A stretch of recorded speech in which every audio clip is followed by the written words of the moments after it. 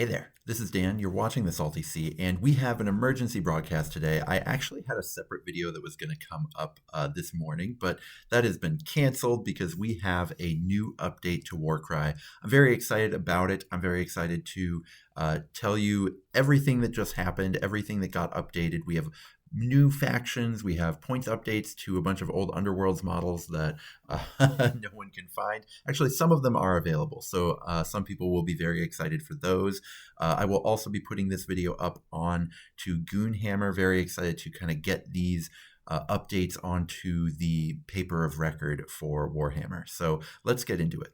All right, so we're going to start with Stormcast Eternal's Ruination Chamber. I'm really excited about this. I am an unapologetic Stormcast enjoyer, and so we have all of the Ruination Chamber stuff.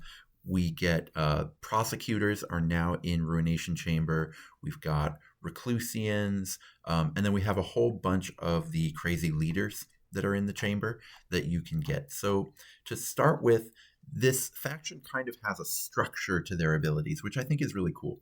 So first of all, they have Memories of Past Glory and Earn an Honorable Death, which give you a Memorian token. That is the little humans that hang out with the new Stormcast. Those abilities are pretty good, especially Memories of Past Glories. I think this ability is insane. You get a Memorian, you get +1 move, and then you also get half the value to the strength characteristic. So +1 move, they already have 4-inch move. So 5 move, and then you get to attack. And then it combos like crazy with their profile. If you look at Reclusian's profile, it's 4-4-3-5, which means that a lot of the time they're not going to be hitting on 3s against a lot of what you really wish you could hit on 3s on, given that you deal 3 damage on regular hits. But just for a double, to get them into combat really far away, to then be hitting, to then also have toughness 6 so that you have really good survivability once you're in there. These Reclusians are going to be insane in combat. Now, they do cost 160 points. There are going to be the usual Stormcast drawbacks with this faction, but you have this little Griff Crow, which is not a very good fighter, but it is going to serve a purpose, whether you just want to run one of them or maybe even up to 4 of them. I'll hopefully remember to put a list up on the screen right now, running 4 Griff Crows or the version running 2, because I do think having a couple Griff Crows to sort of smooth out your list is really nice. And then these Reclusians are going to be insane with the with the ability. I am a little bit disappointed that we didn't get the new multi-part Reclusian as part of this update. We only have the shield and axe version. We do not have the long staff version of the Reclusian here. That makes me sad because we also have the Knight Azeros, who was not part of Scaventide, so I just assumed we would get everything. The Knight Azeros is really good. He's currently in Vanguard Chamber at 260 points with a worse ability. The Knight Azeros gets to fly around, go 4-4-2-4. It's not that exciting. He was really good when he was 240 points back in first edition, but now the combo is a little bit less exciting now, but you get this sweet little lantern ability, and if my PDF ever catches up. So he gets this ability, Blazing Lantern. For the rest of the battle round, critical hits for attacks made by enemy fighters visible to this fighter and within a number of inches to this fighter equal to the value of this ability become hits instead. For if you do get 555s, 666s, he gets to put a massive bubble down onto the battlefield that says crits become hits. That can be incredibly powerful against a lot of different factions. Some factions are running on like 1-4, 1-5 damage output, where he just completely invalidates their chaff as damage dealers. For example, like Scions of the Flame would just like immediately stop functioning if this guy was on the battlefield. And his 10-inch range means that you can put this bubble anywhere. Even on 333s, this might be kind of reasonable. I see him as a very reasonable ally. He probably won't make a big dent into the top tier of competitive play, but in casual play, I think he's going to be excellent. Also note that his new base is ginormous, right? And so auras on ginormous bases are just bigger than auras on regular size bases. So that's going to be very relevant.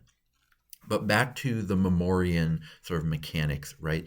You give a Memorian token with Memories of Past Glories or earn an honorable death, and then you use the Memorian tokens to have a counter spell. This is the first counter spell we've seen in Warcry. I think that's really cool. This is going to be very worthwhile anytime your opponent is doing like a really high value triple or like a rampage. And so a lot of the time, for example, you often will want to rampage like as your first action of a round to just like put an incredible amount of pressure on your opponent, kill something before it can act or like run away or something. And so the fact that Stormcast aren't very good at reacting generally isn't going to be nearly as much of a disadvantage here. And it's normally you don't want to react with Stormcast because they just like their actions are so precious. But the things you can stop with this are absolutely worth a Stormcast action to stop, right? If you stop a rampage from like a giant ogre or something like that, that's absolutely worth it. And if you're adding 2 to the roll, if you have a Memorian token, that gives you a really good chance of stopping it. Unless it's on like 5s or 6s, you just have a really amazing chance to stop it. So I love this counter spell effect. It kind of fits really nicely with their AOS sort of mechanics to be immune to magic. I really like that. Pretty much everything here is something to like. I think you can really make some good lists with them. Whether you want to just go with the Lord Terminos to have this kind of combo play style, trying to get lots of bonus actions off of Honorable Death, or if you want to have your just Reclusian Prime, and you can get a huge strength factor if using the double on Reclusian Prime. You can just like spam as many doubles as you want if you go Reclusian Prime and a few Reclusians and just see how far you can get that way. I think that can be really good. You might even have points to bless some of them because I think 3-5 blessing it gets pretty worth it. One thing I want to note is some of the other heroes here. I'm just going to give a full review of this faction because I just love the Ruination Chamber stuff. I do and don't. I actually kind of think Ruination Chamber is Stormcast meant for people who don't like Stormcast, but I just love, just like the overall mechanics of this faction that they've done, and I like Stormcast in general. Prosecutors are more fragile than before, which is how you get them so discounted, but you're really happy about that. 205 for a Prosecutor Prime that can do abilities and have a 4-4-2-4 profile, I think is very reasonable and something that you might want to include a lot of the time. The Lord Vigilant on Griftstalker, 3-4-3-6, you're probably going to want to give him a +1 attack buff off of Blessings just right away as the first thing you do. He's got the Mount Rune Mark, but 10-inch move, toughness 5, 38 wounds means he is not going away anytime soon. That's a really nice stat profile for the price you're paying there. 4-4-3-6. Even with the blessing at 310 points in that situation is a little bit, it's not the best damage output you've ever seen, but as long as he's confining himself to just fighting toughness sort of 3 and 4 foes, he's going to be really good. He's going to give you a lot of what, say, like a Varangard gives to Slays to Darkness. He's not as good as a Varangard, but he's still pretty cool. You've also got the Lord Veritan, who I do think is kind of the weak link in this faction. She does have her little shooting attack. She is a little bit like a Knight Arcanum, but Knight Arcanum comes with one of the best doubles out there. I mean, it's not one of the best, but it's a very, very good double that is absolutely playable and would be very competitive if Calthea didn't exist. Whereas the Lord Veritant doesn't have that double, but just has this +1 crit, which is a little bit tough. Her ability is not very exciting. For the rest of the battle round, the value of abilities used by enemy fighters within a number of inches of this fighter equal to the value of this ability is 1. If there is a friendly Griffcrow within 6 inches of this fighter, the range of this ability is battlefield wide. That will only be relevant against like maybe a third of the factions you come up against, maybe half of them, and you're spending an entire triple to make it happen. If this was on a double, I'd be pretty excited about it, and I would be pretty interested in the Lord Veritan as an ally in Order just generally. But as is, I'm just not. Also, she only has 20 wounds, which is wild. Um, Lords in Stormcast almost always have 28 wounds, and that makes them really good. Again, the Knight Arcanum has 28 wounds, which just makes her incredibly survivable. The 20 here is just really yikes, and I don't think she's playable at all. But every other fighter in this Ruination Chamber is interesting in its own way, and I really love that. Well, maybe not the regular prosecutors. I'm not sure about those, because 15 wounds for 180 points, that's a rough place to be. You lose a lot for something that can just get one shot off the board so easily. Also, toughness 4 on prosecutors is odd, because they still have all the same armor that Stormcast have, right? They even have shields. I don't really get that, but I do think they're interesting as game pieces, even if I think the flavor's off there. And I think that this faction in general is just really nicely put together. I really like it, and I'm really excited to play them. I'm absolutely going to play them probably today, since I get to play at my LGS every Thursday. Let's get on to Darkoath. Darkoath are cool. They've got this oath situation where they can, for a double, they can sort of make an oath, and then if they take something down, they can become favored, and you get your double back, which is nice. You get it back on ones. So the gods like eat your double to take your oath, and then they poop it out as a double ones. But that's okay, because most of the time you're not going to really care, right? Double ones does onslaught just fine. The way you're going to want to do this, I think most of the time, is spend a double before an attack that you know is going to get a kill. So if you're attacking like a chaff fighter or something like that, you spend the double, you get it, and then you get a double back right away. And then you're favored for the rest of the battle, which is really nice. So in general, playstyle wise with Darkoath, you're going to want your heroes chasing down your opponent's chaff really early in the game, hopefully getting an engagement so that you can get a kill in round 2 with your hero, and then you can still get the double back. It's a really great rate at that point, and then you can kind of continue on your way, which is really great. It's especially nice if you can get a kill with one hero, get your double back, get favored, and then get a kill with another hero using that double for Oath of Murder to get favored again, which can then just make you favored, which is great, because a lot of their other abilities then give you extra bonuses if you're favored. So it's a really cool, really evocative, really flavorful playstyle. I love that they're doing that. I love that both these have abilities that aren't just a collection of abilities. They have abilities that are like a cohesive playstyle, a flavorful playstyle, something that actually makes you want to pick up this faction and like specialize it in it, and like experience the full playstyle as like, almost like an artistic piece together, right? I really love that.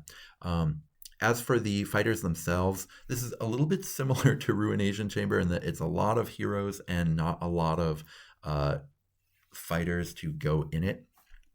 But some of those heroes are pretty interesting. So, for example, the Darkoath War Queen is wild.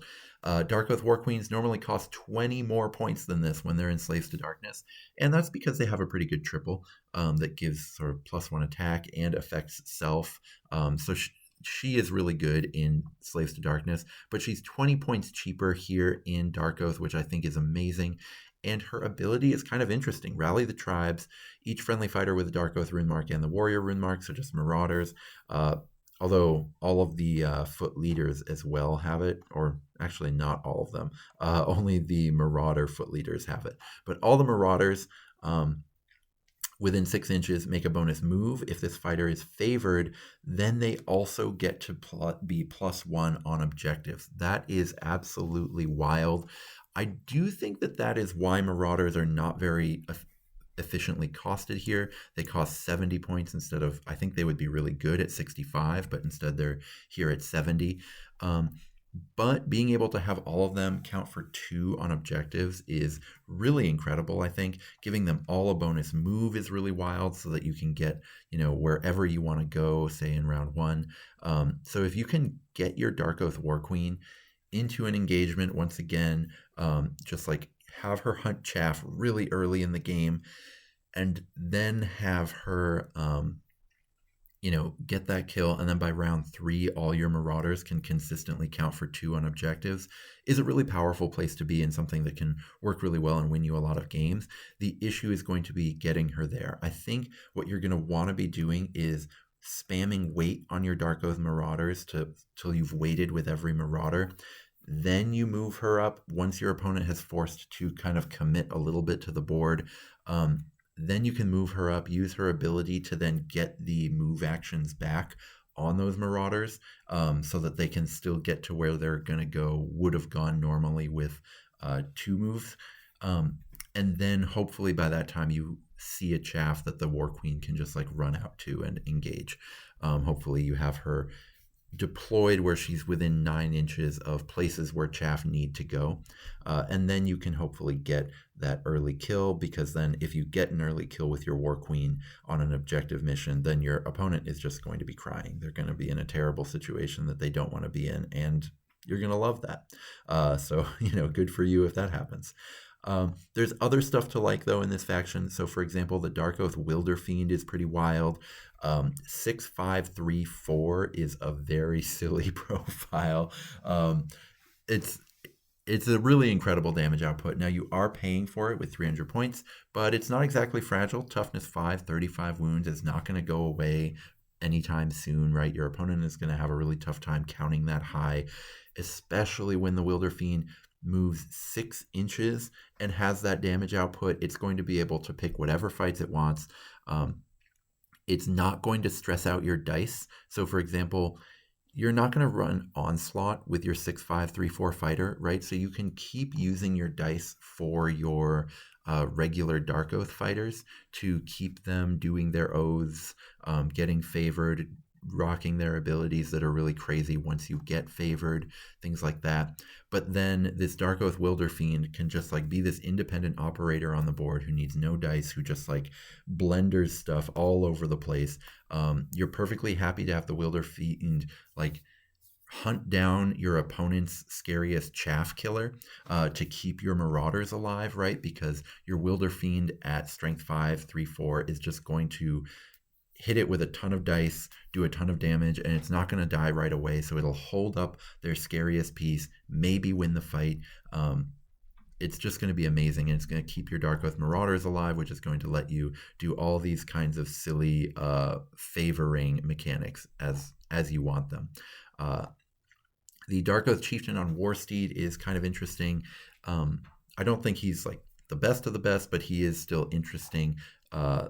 They get this War Leader triple, both the regular one and the one on Steed. Pick a visible friendly fighter with the Darkoath rune mark within 6 inches of this fighter that is not activated yet. You can activate that fighter immediately after this fighter's activation. If this fighter is favored, pick 2. Until the end of the battle round, each fighter you picked, including the first, can use the Inspiring Presence ability without needing or using any ability dice. It's a little bit unclear if you need to be favored to get Inspiring Presence. I think you don't need to. I think the favored part is meant to only do the 2 fighters instead of 1.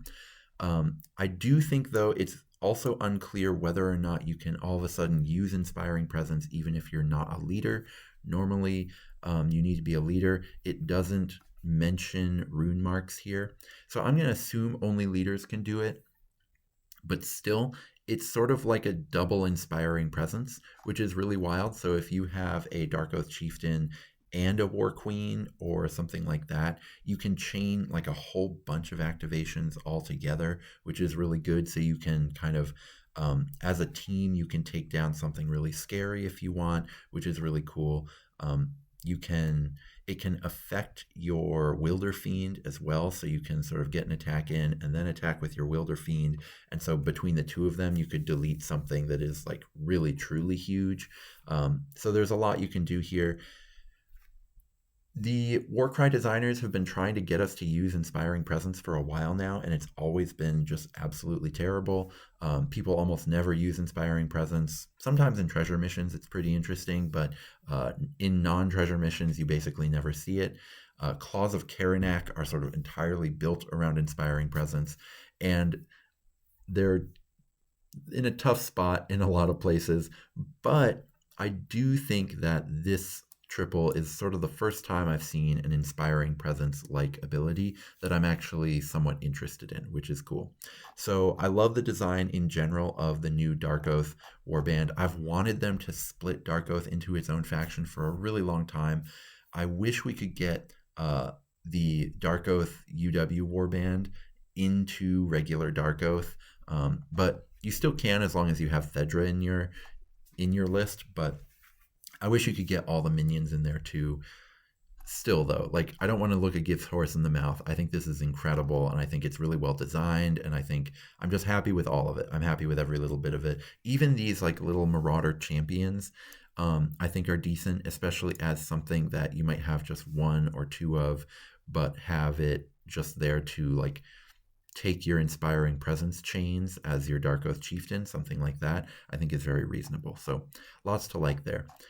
I'm going to be a little bit less positive about Brand's Oathbound. In general, I'm not super enthused by the profiles. War Queen Tanari is a Darkoath War Queen, but 30 more points than the one we just saw in the Darkoath faction. So then it's like, hey, I guess she does have 5 more wounds. Okay, so that's a little bit more reasonable. She has 1 less toughness, but 5 more wounds. I mean, toughness 425 wounds is better than toughness 520 wounds, but not by that much. For example, I would take toughness 522 wounds over toughness 425 wounds. So definitely not worth 30 more points, but she does have kind of a cool ability in War Queen's Fury, where she gets to get a whole bunch of bonus melee attack actions. All of these fighters, I guess not quite all of them, but most of these fighters have, or yes, it is all of them. All of them have a pretty intriguing triple, but you just can't use it, right? Because you're not going to, as you play them, use a whole bunch of different triples in one round. The most you can ever get is 2 triples, really, and you usually have to bank wild dice and also get kind of lucky with your initiative roll in order to have that. If you're hunting for multiple triples, it's something you can't guarantee, and it's really hard to get. So I really don't like how that goes in Brand's Oathbound. I think that Gunner Brand and War Queen Tanari are both completely reasonable allies that you could take anywhere in Chaos and be perfectly happy with. Carve a Path to Glory is kind of cool. And Gunner Brand can get the same Oath of Murder that regular Darkoath has and then go and carve a path to glory with it, which I think is really good. When you're adding attacks to a 2-4 damage profile, that's a little less exciting, but it's still good. And so, both of those are takeable as allies. Both of them have the hero rune mark. Both of them are pretty good, but otherwise, as a faction, I'm not enthused by this. I think Order of Azir and the Black Talons were both kind of interestingly designed as factions and something that I was interested in playing from like a pure flavor standpoint. Brand's Oathbound, not so much. I just don't think this faction would be fun to play given how many triples you need to use and how many of these fighters are just like not that functional if you don't have the triples active, right? And a lot of these fighters are only good if they're using the ability, which is not really something I want to see. Dendril isn't bad without the ability. Dendril's okay, but the rest of them I think need to be using their abilities to be good, and that's just a tough place to be. All right, finally we get to the main FAQ, and I saved this for last because I have more up and down opinions on it. So I'm excited to hear people's comments about the 3 new factions we've gotten because I'm really excited about 2 of them. I think 2 of them are the absolute bee's knees. But let's get into the FAQ, which kind of has a few more factions. We just have some basic fixes to a few things like Tyrannic War Cohort, etc. We have some, fixes to, I think this is the battle trait, right, that fixes Corvus Cabal. Add 2 to the strength characteristic of melee attack actions. If they finished a move 2 or more vertically lower, that's really wonderful because before, as written, Corvus Cabal actually didn't function. When you move off of a platform, you aren't falling, you're jumping down. So now, you basically get to actually use the battle trait, which is really great. They did another fix to the Gloomspite Gets one. That's great. But the ones I'm really interested in, first of all, Cities of Sigmar, the first thing I wondered was, can I put my Ogre Warhulk as my combo piece in Dispossessed and then get the heals on it? And the answer is yes, which before it was not entirely clear.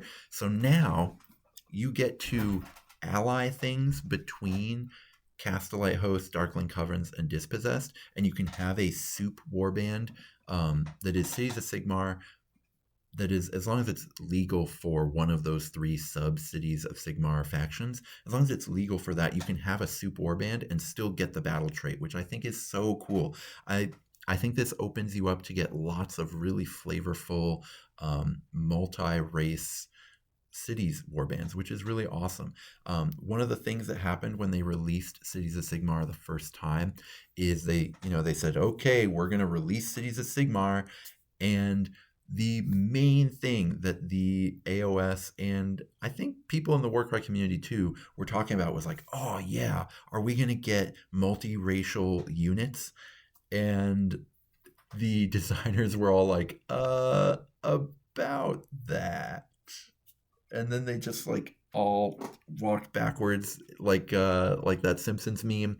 It was pretty embarrassing for them, honestly. I think people were still excited enough about the new sculpts because they had just created, I think, a vibe that a lot of people were looking for Seas of Sigmar.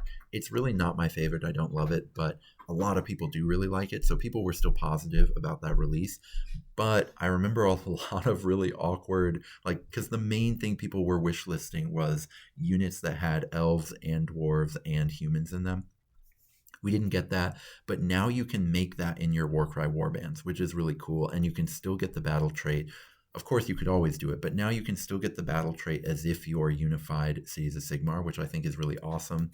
And I hope people try having like Warhulk or the Horse Lord from the Castellite hosts into Dispossessed, because I think those two would legitimately be good in Dispossessed, and I think it would be pretty cool to see.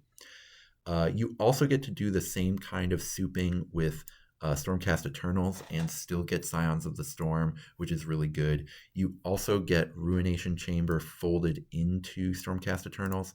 One thing to note is that Black Talons are not part of this. So Black Talons don't get to get the battle trait by souping in, but every other Stormcast does, and I think that that's great.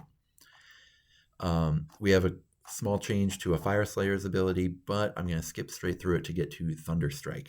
Thunderstrike I think is really cool because what they've done is they've just added all the Liberators into Thunderstrike, which just gives you a whole bunch more options. Whether those options are good or not, I think people will have to kind of test on their own, but I think it's really cool that they exist and that they're here for people to use.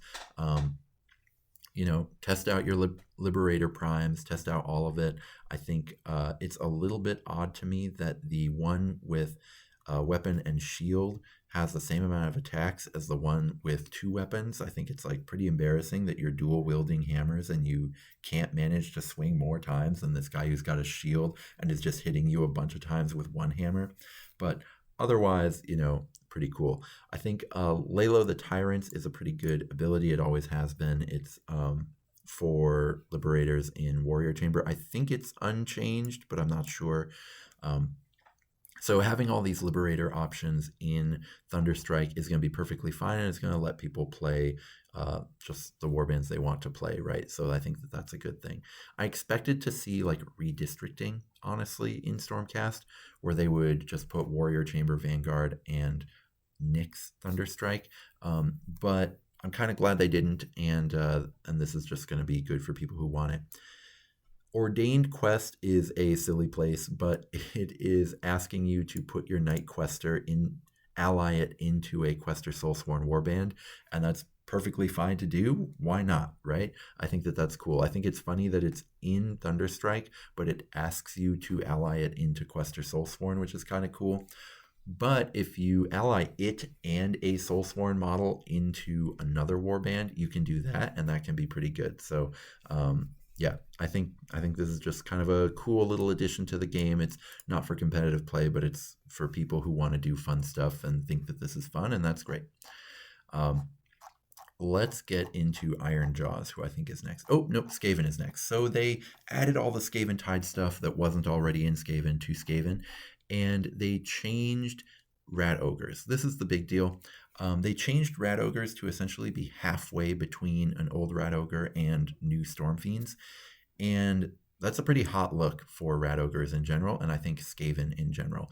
I'm pretty excited about having 2 Rat Ogres with the new Claw Lord on Gnaw Beast, and then just like a bunch of chaff, like Pack Masters and maybe 1 Storm Vermin. I'm pretty sure that comes out to 1,000 points. Rat Ogres are really good now in that they have that strength 6, so they can just like chunk down Stormcast. They can really just kill whatever they want. 4-6-3-6 is just a silly attack profile. Before they had 4-8, so now they won't quite be as good at, like, they used to completely invalidate little mid-range fighters. I don't have any near me, but like things like Blood Warriors, stuff like that would just get completely invalidated by Rat Ogres.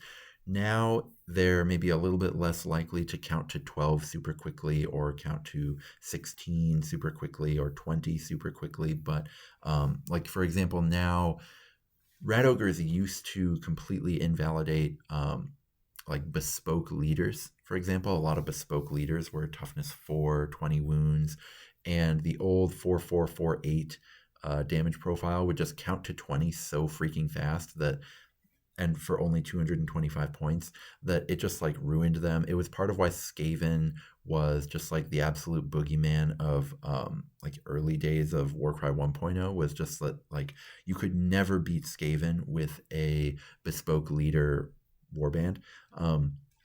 Now they don't necessarily beat up on bespoke leaders quite as well, but they beat up on where the meta currently is really well. So all these like big ogres and stuff, you can climb up higher than their toughness 5 so that you can hit on 3s against them, and then you can just like pour out this damage, and it's really good, right? Iron Jaws, although they're going to be a little different now than they were before, but the old Iron Jaws meta of last month, not that old meta, these are going to kind of shred through that, which is really good. I think Skaven are poised to be one of the top factions in the game right now. They were already with a pretty good win rate. They just didn't get a lot of people playing them. Everything that was there before is still just as good. Rat Ogres are maybe a little less points efficient for certain jobs now, but they are still really good and better at other jobs. And then you just have this new leader. I think that the Claw Lord is really good, both for its ability, which is forward minions. Pick a visible friendly fighter with the Skaven rune mark that is not a hero or a monster and is wholly within 6. That fighter can make a bonus attack action and a bonus move action up to the value of this ability. If an enemy fighter is not taken down by damage points from the attack action, or if the move action does not end within 1, you deal d6 to it. So it is odd that it's unclear if the bonus attack action has to come before the bonus move action, or if you get to put them in whatever order you want, because it's really busted if they get to move, then attack, and kill something.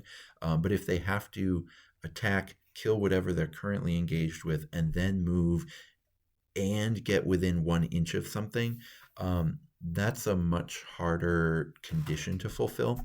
It's unclear. There's a lot of unclarity generally with a lot of Warcry abilities, but I do think it's really flavorful. I love that they had to put the designers know. They weren't sure if we would get the joke, so they explained the joke, and I actually think it's funnier that they explained it than it is the joke in and of itself. So either way, what I love about the Claw Lord is that Skaven is full of these like super fragile just foot leaders that are all kind of interchangeable with each other, and the Claw Lord just gives a completely different look. Whether it's better or worse is like kind of besides the point. It's just completely different, and it allows completely different list building paradigms to be created, which I think is really cool.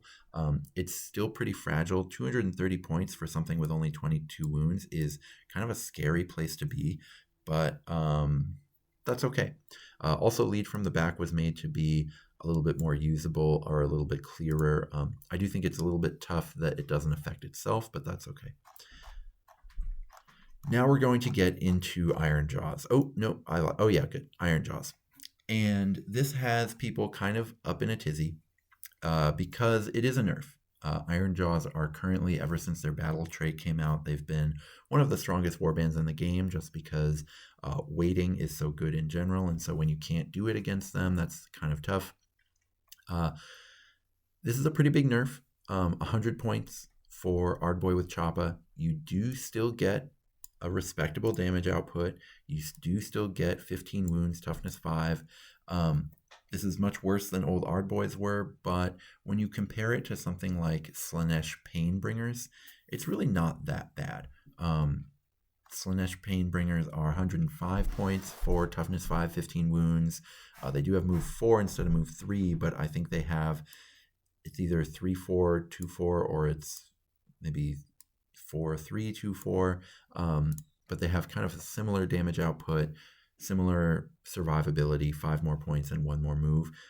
Ardboys are, of course, worse than Painbringers, but they do have a little ability that you can use if you want to. And Shield Smash, I think, is pretty good. It moves a target 3 inches directly away from you, so it's impossible for your opponent to like beat up on your fighter. You can push people off of objectives, which I think is really good. You can push people on like a lot of those missions where if you end within 4 inches of the board edge, you die. You can push someone onto the board edge, which is really powerful. So quarters missions, you can push someone from one quarter to another quarter, or even worse, you can push them onto an area where they will be like on the line, so they don't count for either quarter. There's just a lot that's good that you can do with this. I think in general, pushing away from you for cheap fighters is better than any of the pull abilities. Like I think obviously those pull abilities are on a double, which makes them better than this being on a triple, but just like in terms of the effect in and of itself, I think it's a very powerful effect. And I think Hardboys certainly are worse than they were before, but they are still very playable. This is a faction that's going to play a lot more like Stormcast does, or a lot more like Nurgle Rotbringers does. They're going to be better than Nurgle Rotbringers, but probably not by a lot. And they're going to play a little bit more like Stormcast, right, where everything is expensive, but you're getting a lot for what you pay for. Now let's talk about the Ardboy boss with Choppa, toughness 520, still that 4-4-2-4 profile. Ardboy boss with Sticka has the 2-inch range, 3-4-2-4. These are going to be just kind of somewhat playable fighters that you can bring. Toughness 5, 20 wounds. It's just like a little Stormcast that you can put into any warband that you want, and I think that that's reasonable. You're still going to, occasionally be happy to just bring this guy as an ally to use Wa when you need it.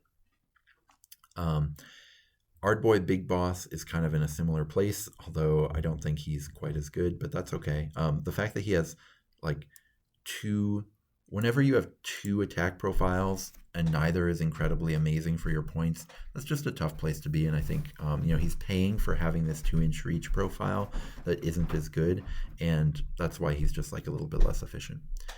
Brute Ragers look terrible on the surface, but when you have this double, you ain't that big, it's really good.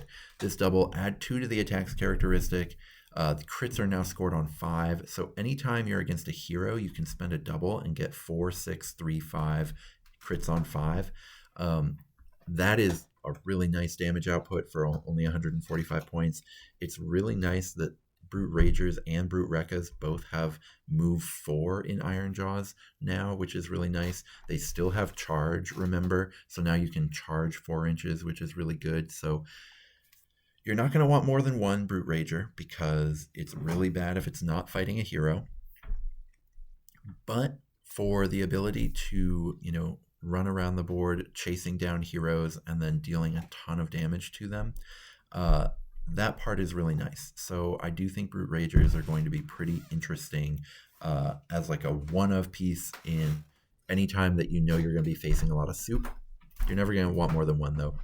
Brute Rekkas are kind of sweet. I think 3-inch range in general is just undervalued.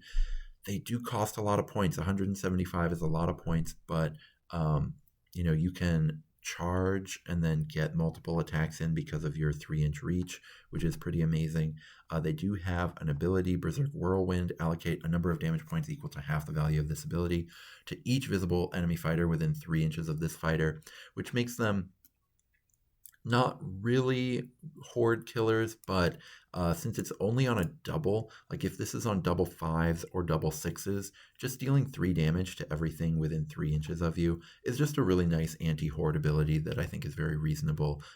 It's not sort of the best in the world, but it's not bad. And 6422 I think is a hilarious attack profile. If you're hitting on 3s, this is absolutely wild, right? 6 dice, dealing around 8 damage every time. That's going to be really good. So like, again, anti-horde, if you can just deal 8 to things, or if you pop your double and then, deal 8 so that you get to kill a bunch of stuff and then maybe take out 2 10-wound fighters with your double and then 2 attacks spread around, that's really powerful. So you have a lot of new options for Iron Jaws. I think, yes, they are worse than they were before, but think of them more as like Destruction Stormcast now, and I think they're reasonable. They are worse, but they are still reasonable because they have these new options and because your opponents can't wait when you use them. So that's pretty good. Finally, we have what might be the strangest points update I think we've ever had for Warcry. This is the first one that I think I am not really on board with in terms of points updates we've seen for the game, especially in 2nd edition. I think the change from 1st to 2nd was an overall positive points update. The change, when they nerfed monsters, I thought that was good. I think the last Meta Watch was good. This one's a little tough. So mostly what they did was they buffed a bunch of old unplayable Underworlds warbands. So for example, I actually have this one, this Fire Slayer's warband. So Fuel Grimnir is cheaper now. All of these little weird guys are cheaper now. It doesn't make them good, but it does make them so that you can play them in casual play. Same is true of this Daughters of Cain warband, where these were all pretty terrible before, and now they are kind of playable in casual play, which is great. But they've kind of done this with a lot, regardless of whether it was good or not. So, for example, Cyrene and Sephenir were already good. People were playing Sephenir and winning with it. People were playing Cyrene to get Sephenir into their warbands and winning. So the fact that they've made it 55 points cheaper is just wild to me. Sephenir especially, I think is really, really good. And then they missed some of the Underworld stuff that I personally find offensive. So like Shank being as good as he is for 55 points is silly. Herc being just a better Gut Rippa with an ability for the exact same points cost as Gut Rippas that are already good is just silly. And then Vexmore I think is like just too good. And none of those Underworlds things were touched here, which I find just a little bit odd. In general, I think this is an update maybe made for people who play TTS, not really for people who play in real life. I think it's essentially telling players that what they think the point of Warcry is to be playing Underworlds, that you are not supposed to be playing Warcry fighters. You are not supposed to be playing AOS fighters. You are supposed to be playing Underworlds fighters. That is the thing that they are asking you to do. I think it's tough, right? Because in some ways this was long overdue. There's a lot of Underworlds fighters that are just like head scratching points wise. And so they've made a lot of them make more sense. But not all of them, which is just kind of strange to me. But there are things here that are interesting, like for example, Mayari Lightcaller and Bahanar going down a whole bunch of points is really nice. Bahanar was basically just like a Stone Guard with 2 more wounds, and so now it's priced the way a Stone Guard with 2 more wounds should be priced. Mayari Lightcaller is actually kind of interesting now as an ally because it gets to use the Sharp-Eyed Scryhawk ability, which is just to give +1 attack. So I actually think Mayari Lightcaller is a really interesting ally now. But again, this is kind of aimed for TTS play where all of these are really easy to grab. It's not really aimed for like casual players, local game store players, just in general. Um, so, you know, your mileage on these may vary. I'm having a tough time being really positive on it just because of what it stands for, not so much whether the points themselves are good, right? Because I think a lot of these points make sense. Some of them are kind of head scratching, like why is Huachi going up when Otapodle doesn't get touched? Huachi is, for people who don't know, Huachi is the unplayable skink that has a little stabbing thing. I think what they did is they just kind of plugged all these into an algorithm and got what they got. But Otapodle is the one in Kixitaka's crew who is really good. Although, well, actually, Zepik was the one who was really good, and Zepik got hit pretty hard, which makes sense. But Otapodle was the next really good one and didn't get changed at all. Kixitaka, I do like that they brought it down 5 points. I think before when they nerfed it too much, and so that's good, right? I mean, all of the changes make sense individually. I just think as a group they're a little bit tough. So, for example, the wood elves that were in Sylvaneth were just generally not getting played. So now, sure, like Shiok is 5 more points, or Lighane is 5 fewer points, and I think that that's fine. Though again, puzzling because the only one that was interesting was Carthane, which is, oh no, Carthane did get a 5-point nerf. So again, that does make sense, right? So these changes make sense, but it's what they represent that I don't necessarily love. I think, let me know in the comments if you, actually, the people who I'm interested in hearing from the most are the people who don't really post a lot online. It's going to be hard to get them to comment on the video, but I'm still interested in their opinion. If you don't post much on Reddit or Discord, and you don't play TTS, do these Underworlds changes interest you? Are they working for you? Are you glad to see them, or do you feel like making Underworlds the core of the game adds bloat to the game? I think that's maybe a leading question, but I do think that this sort of encourages Underworlds to be the core of the game. So, for example, like Khorne here, all of these guys just getting huge buffs, which some of them needed it, some of them did not, right? Like Arnulf is now really good at 70 points. Blooded Sayic, I think, is the one that I like, where he has the 3-inch reach. I just generally think 3-inch reach is really good. So, Khorne Bloodbound now, you're kind of, if you're not including Arnulf in your Khorne Bloodbound list, like, what are you doing, right? Is this a good situation, right? If you play mostly on TTS, or if you have an infinite Underworlds collection, that seems good, but it does feel like for most of these factions now, there is a auto-include Underworlds fighter that it just feels bad if you don't have it.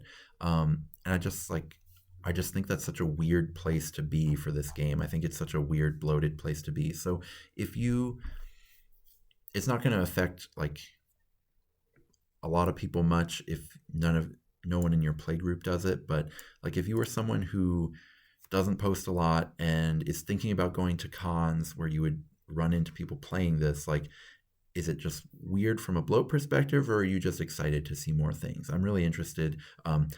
Do not reply to that comment if you are someone who posts a lot online, because I already know what your opinion is, and I'm more interested in the casual opinion on this kind of stuff. From a competitive perspective, a lot of stuff became pretty interesting that wasn't before, but there are some changes that I think are like more noteworthy. So, for example, Marauders are the big one. Marauders went, God, I just can't help but be like distracted by Vassalak going down 5 and Slake Slash going up 5, which, sure, right? I mean, Vassalak and Slake Slash are, both of those changes make sense on their own, but it's just so weird that we get that, but we don't get a Vexmore change, right? But Chaos Marauders, Slaves to Darkness was absolutely killing it, and to see the flails go up 10 points is pretty significant. They're still kind of playable, but they're not going to be really good now. And so Slaves to Darkness is still surviving, but they're kind of in a very different place, I think, than they were before, right? Varanguards are still solid. Vexmore is still really good, but you're just going to have like one less Marauder in your lists, which is tough. And they didn't buff Chaos Warriors, which is kind of rough. Although I will say, Chaos Warriors with a +4 wound blessing, because they already have toughness 6, is actually kind of spicy and something that people should consider. The last thing is, I don't know. I don't need to. Beat the dead horse here. I did see that Soulblight Gravelords, all of the Sepulchral Guard that I spent a whole bunch of time like panicking about, all of that got nerfed, which I think makes sense, right? So they really got through everything. I'm talking in circles, but basically they made a lot of Underworld's points make sense, but whether or not we want Underworlds to make sense and be the core of the game, I think is just something I'm really interested in hearing people's perspectives on, because I don't love it, but I get it. I think a lot of people have a feeling like of not loving Underworlds, but having their one Underworlds warband that they're like, but don't touch this one. This one's mine. For example, I think Mollog is that for a lot of people. Mollog going down 40 points to be like very competitively viable is going to like really please some Mollog people, but it's also just a lot of bloat for the game. So I'm interested in hearing, how much people love that. Is it great? Well, Mollog's not a good example for this because Mollog is available right now because you can buy it in that it recently got re-released. But for a lot of these that aren't available, that you just can't buy anywhere easily, just like how annoying is that? How much are you fine with it? I'm very interested to hear. So what they didn't do here is nerf all of the non-Ironjawz things that are at the top of the meta. So for example, Dispossessed, Vexmore, Ogre Maw tribes, things like that were doing really well. None of that got nerfed. I actually agree with that. The first thing I thought when I saw this was, this is way too early to be nerfing everything at the top of the meta. 6 months is just way too fast to like ask someone to paint up their Vexmore, paint up their warband that goes with Vexmore, and then nerf it out from under them. They might get like one game in with it. That's it. They did slap down the biggest Vexmore warband by slapping Marauders, but otherwise, like the whole top of the meta that wasn't Ironjawz or Slaves to Darkness is still totally intact. And I actually do think that that's a good thing, because I was again, the thing I was really ready to say was that they're moving way too fast, and it doesn't look like that, so that part is nice. So overall, just a very positive update that makes me really happy. The points updates mostly just make me scratch my head, but everything else is really cool, and I really love it. And so, yeah, it's a wonderful day to be playing Warcry. So hopefully you get to play some with some of these changes, with some of these new factions. I'm so excited about Darkoath and Ruination Chamber. I think that these are just so well designed. So hopefully you get to play with them. And until then, may all your rolls be crits.